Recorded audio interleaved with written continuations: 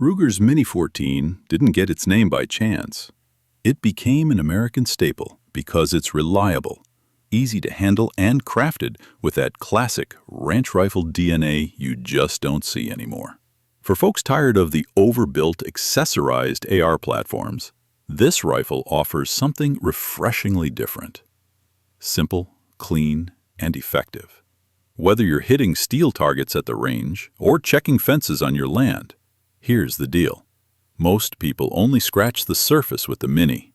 They see the wood stock, feel the lightweight, and think that's all there is to it.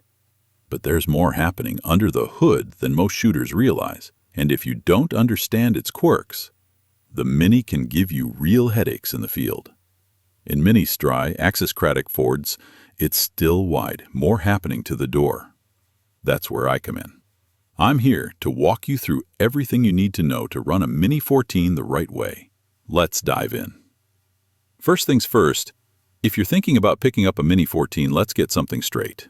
This is not an AR platform, and it never will be. That's obvious to seasoned shooters, but for new folks just stepping into the game, it's worth pointing out. The internals are nothing alike.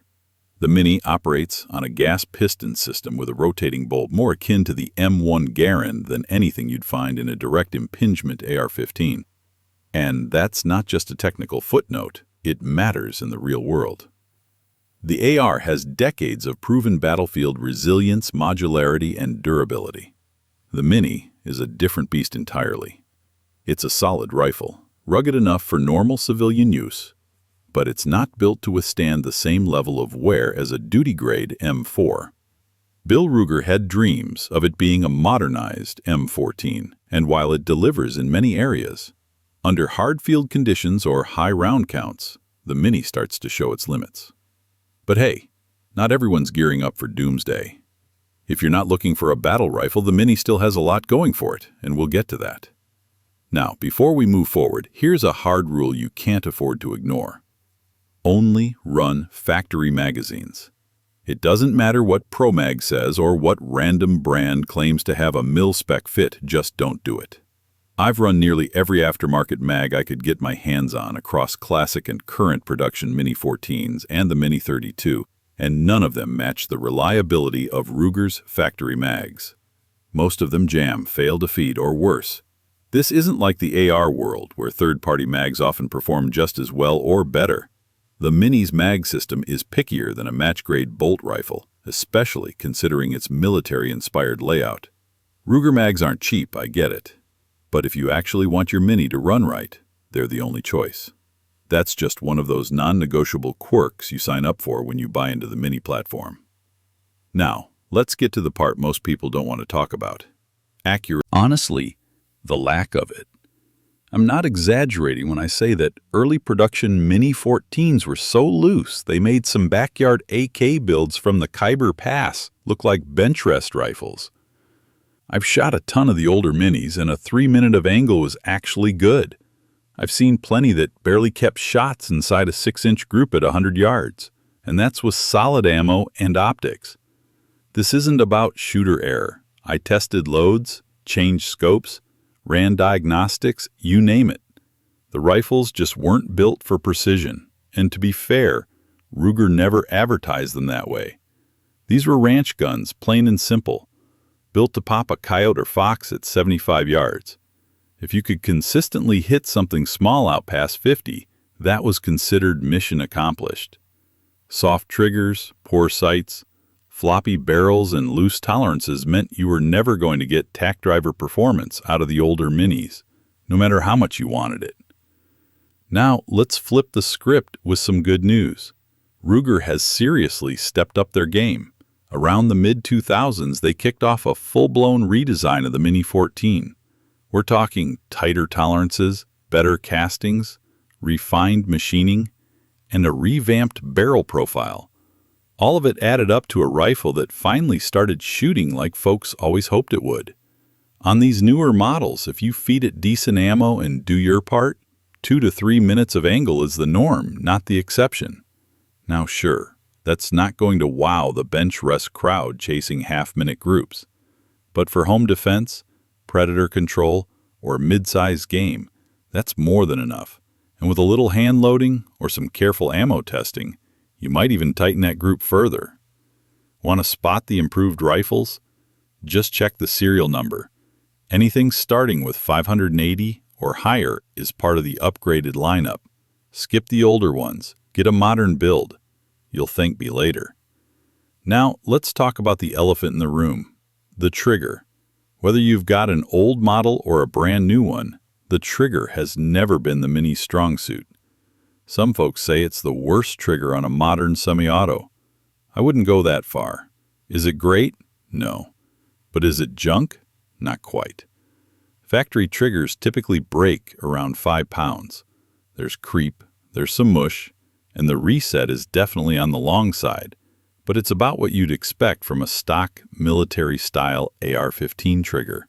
The real headache is what comes next, upgrading it.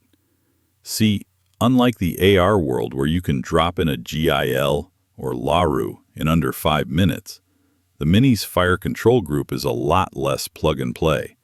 Sure, aftermarket kits exist, but most of them require polishing, fitting, or a gunsmith who actually knows what they're doing. That's why most Mini owners just send the whole rifle off to a pro. They'll rework the internals, install a match setup, or tweak painless. If you're used to the Lego-style upgrade path of an AR, you're probably going to find this part a bit frustrating. Last but not least, let's hit a design choice that's caused more than a few debates: the safety. If you've ever run an M1 Garand, you'll recognize it instantly. It's a large paddle tucked inside the front of the trigger guard. Push it forward to fire, pull it back to safe. Sounds simple, but I've got a strong opinion here, and I know I'm not alone. Putting any control inside the trigger guard is asking for trouble, full stop. Think about it. In a high-stress moment, you might need to disengage the safety without intending to shoot. That means jamming your finger into the guard and pushing forward while relying on your trigger discipline under pressure. That's a terrible idea. Add in gloves, big hands, tight quarters, and suddenly it's way too easy to bump the trigger by accident. Re-engaging the safety is easier and can be done with either hand, but that doesn't solve the problem. Most experienced Mini users still use their trigger finger to check the safety out of habit, and that's risky. Even brushing the trigger on the way in could result in a discharge. This isn't something you can mod or fix. It's baked into the design. So, if you're serious about running a Mini 14, you need to train that muscle memory. Safety off only when you're ready to shoot, period. The guard Kentons talk about mine self-inane. One of the most overlooked advantages of the Mini 14 is how it looks, and I mean that in a tactical sense. Even though it's a semi-auto rifle, firing an intermediate cartridge with performance comparable to most so-called scary-looking black guns, the Mini doesn't scream tactical at all. Most of them ship with either a matte stainless barrel and a black synthetic stock, or that deep blue finish paired with warm walnut wood. Bottom line, it looks like Grandpa's old hunting rifle, not a modern military carbine. And whether you believe it or not, that can be a real asset. Now, I know some folks roll their eyes at this, claiming looks don't matter, but they do, especially in certain parts of the country where the Second Amendment gets little respect.